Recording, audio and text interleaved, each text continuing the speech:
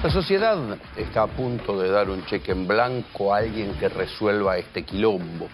¿Qué es este quilombo? La situación a la cual nos ha llevado en el último tramo el gobierno del progresismo impotente, Alberto Fernández, que vino prometiendo una cosa y terminó en lo que ya todos nosotros sabemos, ¿no? Una inflación insoportable, la inseguridad, los piquetes, lo que genera el malestar de la sociedad y que ni siquiera el propio gobierno ha podido capitalizar las pocas cosas que tenía para demostrar, por ejemplo, la reactivación. La inflación se devora la reactivación, después de la caída de la pandemia, que el país haya recuperado, pese a la sequía y todo, niveles de empleo, porque los salarios están muy caídos y la pobreza está alta. A esto nos ha llevado insólitamente un gobierno peronista después del macrismo. Por eso, frente a los dos fracasos, el de Macri y el de Alberto, es que aparece esta idea de que, bueno, démosle un cheque en blanco a uno que sea nuevo. Pero un momentito, lo que yo les cuente ahora no va a cambiar su voto, no, si Milei va a ganar en primera vuelta, va a ganar igual. ¿Saben qué? Desde ahora, todas las cosas que yo les cuente acá en GPS las cuento, aunque sea para que queden grabadas, para que después nos digan que no les avisamos, para que no se hagan los desentendidos y después nos digan, che, pero Milei no decía que iba a hacer esto, y sin embargo lo hizo, porque además lo raro es que cuando uno escarba un poquito, las cosas están dichas, los personajes están a la orden del día. ¿Y saben qué es lo peor? Lo que más me asombra es el silencio de los que deberían estar hablando y cierran el orto. ¿Dónde están los peronistas que dicen que pusieron ellos, cada 24 de marzo dicen, no, nosotros pusimos los muertos durante la dictadura? Ninguno quiere hablar de esto, ninguno se anima a levantar la cabeza y decir, che, ¿de dónde salen estos tipos, estos militares y promilitares que rodean a Milei? Milei dice, no, bueno, hablen con ellos, no se hace mucho cargo de ellos. ¿Pero de dónde salen? ¿Cómo llegaron ahí? ¿Quién los puso? Los radicales. Los radicales desesperan por encontrarle, hay un sector, los radicales, algunos de ellos bastante patéticos, que desesperan por pedirle por favor a Milei que los quiera, después que los trató de comunistas, de socialdemócratas, y ahora le piden, imploran a ver si después en algún momento los nombran en algún carguito y buscan puntos en contacto. Los sindicatos, que después dicen que también, que pusieron buena parte de los muertos, lo están mirando a Milei con cariño. Y así, y buena parte de los peronistas que integran las listas de La Libertad Avanza no se hacen cargo de esto. Piensan que bueno, que no, que es una rareza. Pero la gente está. Está Victoria Villarruel. Ahora, esta semana, trascendió que posiblemente el ministro de Defensa y de Seguridad de Milei sea Juan José Gómez Centurión, que fue candidato a presidente, pero se lo vinculó más a la oposición, a la ley de aborto, que a su pasado cara pintada y a su reivindicación de la dictadura. ¿Y saben qué? Milei habla de la casta política, pero el concepto casta en el análisis político argentino primero se acuñó ¿para quiénes? Para los militares. Les recomiendo que lean alguna vez el libro de Jacobo Timerman, un hombre que estuvo preso, ¿sí?, durante la dictadura, que se salvó de milagros. El libro se llama Preso sin nombre, celda sin número. Fue primero en la lista de bestseller del New York Times, se hizo una película y todo. Y ahí Timerman habla claramente de lo que era la casta militar.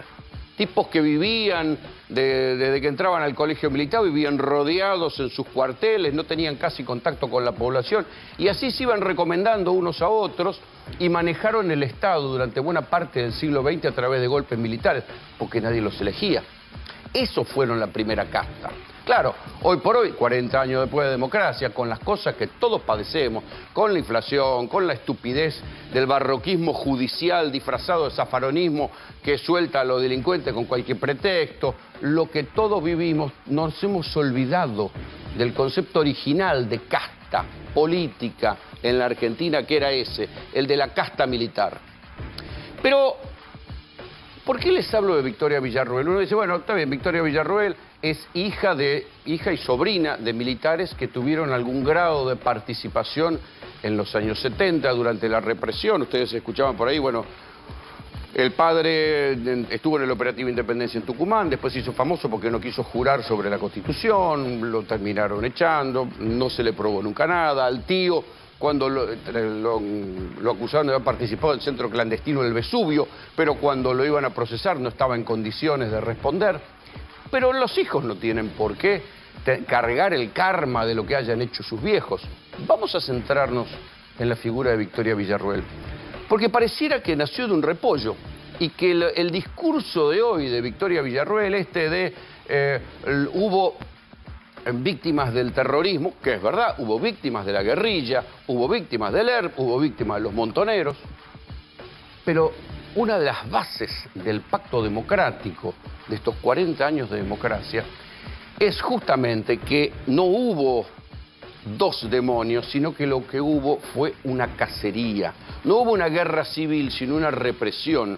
No hubo justicia, sobre todo. Por eso, buena parte de lo que pide Villarruel, la falta de justicia para las víctimas del terrorismo guerrillero, fue justamente porque los militares no juzgaron a nadie, no juzgaron a poca gente.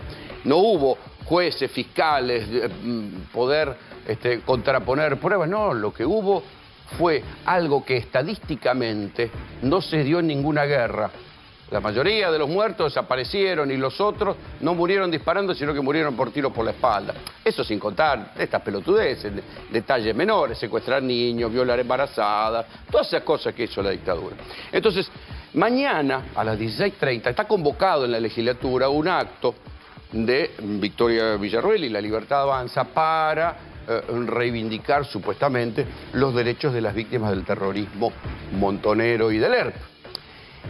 Los únicos que se dieron cuenta y levantaron un poquito la voz fueron los organismos de derechos humanos, que saben qué hay detrás de esto.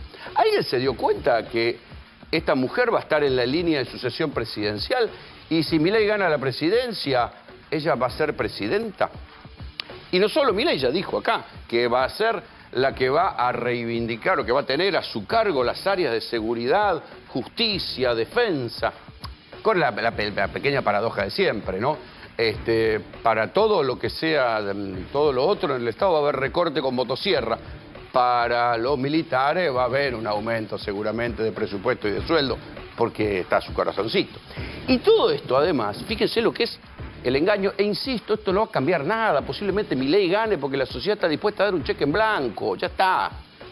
Pero hay que decirlo para que alguien se acuerde de que nosotros lo dijimos acá cuando las cosas pasen. Porque todo esto además es en nombre de la libertad. O sea, en nombre de la libertad, porque Milei cierra los actos diciendo vamos a la libertad carajo, atrás están los que reivindican a los militares y los que reivindican la dictadura, en nombre de la libertad. A mí por lo menos me parece llamativo, qué sé yo. Pero hay tanta gente que se calla la boca, que cierra el orto, que se hacen los boludos y que esperan a ver si Milei un día los llama para algún carguito, que dan asco, ¿saben?